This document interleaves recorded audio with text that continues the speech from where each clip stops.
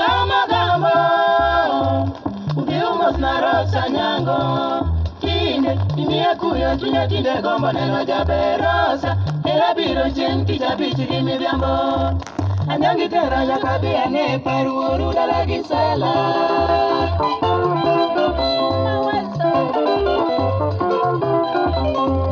nilienda ngere sikul kama gambo nena biro limo Rosa nilienda ngere sikul kama gambo nena biro limo Rosa achopo dalau Rosa yudi onge seko dhi otero chunya dhi mabor ndi ayudo lando onge chieng' to kendo awuok awuoth aduoga nindo mana rongo dala gi Esra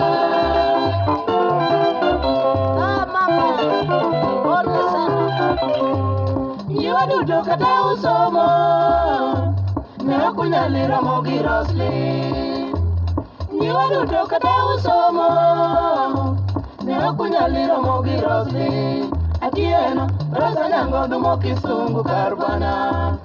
kitime nade ne kirango gombo dukia Nyango yani wiyawe sikul lando nyar mara kare ni wuonda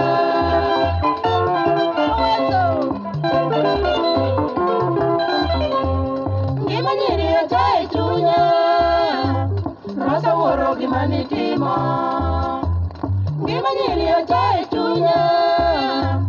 Rosa wuoro gima nitimo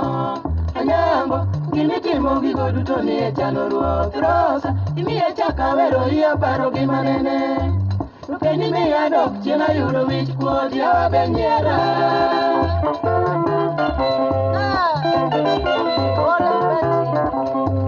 ngima nyiri acha e chunya Rosa wuoro gima nitimo ngima nyiri acha e chunya Rosa wuoro gima nitimo Nyango gimitimo gigo duto ni e chano ruoth Rosa imiye chaka wero iya paro gima nene to kendi miya dok chien ayudo wich kuot yawa be nyiera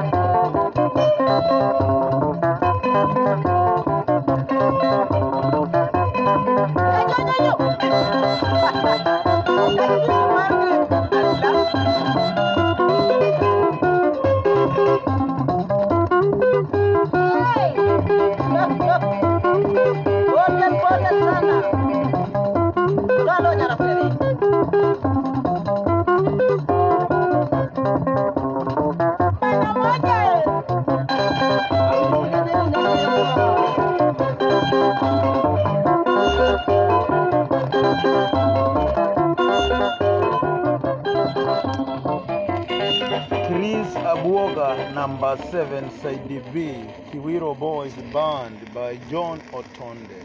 Rose.